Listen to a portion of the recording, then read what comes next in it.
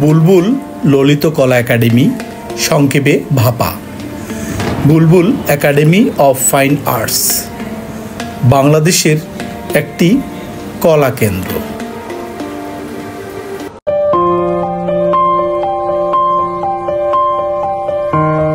আমরা আসছি বুলবুল ললিত কলা একাডেমিতে।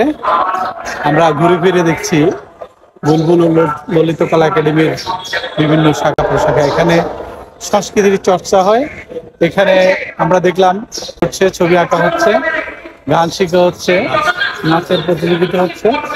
আমরা ঘুরে ফিরে দেখছি। ভিউয়ার্স, আসসালামু আলাইকুম ওয়া রাহমাতুল্লাহ। দেখতে পাচ্ছেন আমরা এখন আহসান মঞ্জিলের পাশ দিয়ে যে গেটটি, সেটি পার হয়ে যাচ্ছিলাম। বন্ধুরা, আমরা আসছি বুলবুল ললিত কলা একাডেমিতে। বুলবুল ললিত কলা একাডেমি পুরান ঢাকার আহসান মঞ্জিল সংলগ্ন ওয়াইজ ঘাটে তার প্রথম কার্যক্রম শুরু করে। ওয়াইজ হাউস নামে পরিচিত একটি ঐতিহ্যবাহী প্রাচীন ভবনে এর প্রধান ক্যাম্পাস। প্রায় 1 বিঘা ভূমির উপর এই ক্যাম্পাসের আয়তন।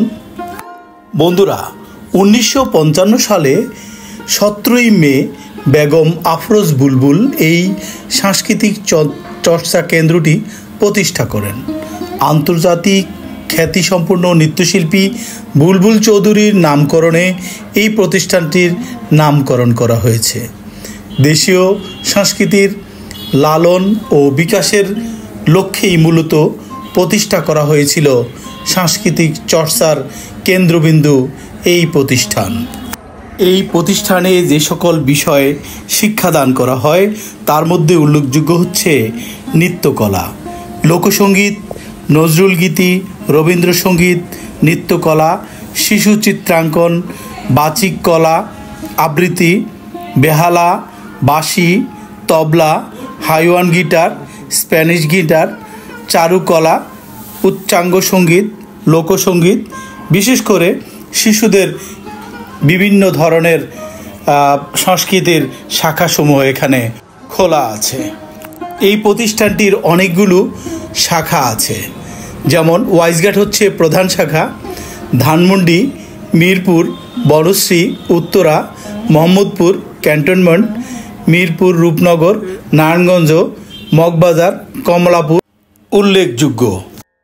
একাডেমি পরিবেশিত কয়েকটি উল্লেখযোগ্য নৃত্যনাট্যগুলো হলো চণ্ডালিকা, প্রকৃতির লীলা, নকশিকাঁথার মাঠ, সিন্ধু, মায়ার খেলা, চিত্রাঙ্গদা, হাজার তারের বীণা, বাদল বরিশনে, রাজপথে জনপদ, শ্যামা। আপনারা দেখতে পাচ্ছেন এখানে চলছে চিত্রাঙ্গন প্রতিযোগিতা।